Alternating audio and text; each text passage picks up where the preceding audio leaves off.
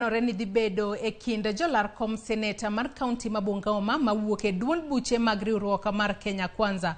Jachungo tiko mar UDA Mwambu Mabonga sani koro dwaro ni speaker mar od bura mamalo Moses Wetangula obolre chien e wach ng'welaro koma senet no kanya wadgi mar Ford Kenya Wafula Wakoli to koni ka ok jatenda duond bura mar Ford Kenya Wetangula nitiere kod thuolo mar siro lwedo jachunga mar duond bura no. Jo Piem e laro kom no sani medo chiwo singo mar bero chenro mag piny owacho mar county ma Bungoma kokalo e neno ni omenda madhi e county ochwal e yo madwarore.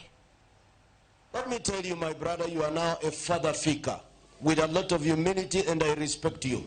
You are the president of the parliament, the third arm of the government. You are in charge. You are a father to all of us. Usianze tena kutembea kwa matanga ukishika watu mikono, kama msinipe huyu mumeniacha, kama mkinipa huyu mumeniuza. Utatupa nafasi ya kukujibu na utaona vibaya. Mimi nimeamua kusupport David Wafula Wakoli achukue kiti ya seneta. Mnajua niliwania hii kiti nikapata kura 92,000 kwa chama cha DAP. Mimi ndio nilikuwa candidate wa Azimio, lakini tumesema penye Moses Masika Wetangula amefika kama speaker, tunataka tumpe support. Tumeamua siku ya leo turudi kwa chama cha Ford Kenya tusupport ndugu yetu mheshimiwa seneta wetu Wafula Wakoli. Tumekuwa na viongozi kutoka ward zote 6. Madelegates wenye walikuwa officials wa DAP wote viongozi wameingia hapa.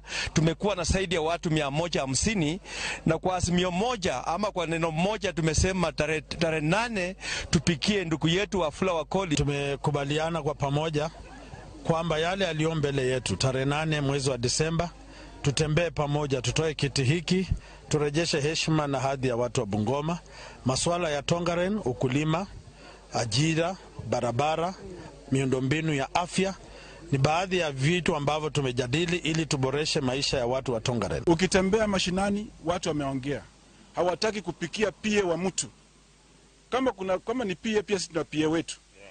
Lakini kitu ambacho tunataka watu wa Bungoma na watu wa Tongareni wachakue senator ambaye atakuwa mwakilishi wao katika seneti. Nataka yule mwenye uzoefu karibu na serikali, ndani ya serikali, si mwenye ataombea kwa dirisha, si mwenye anaenda kuwa introduced.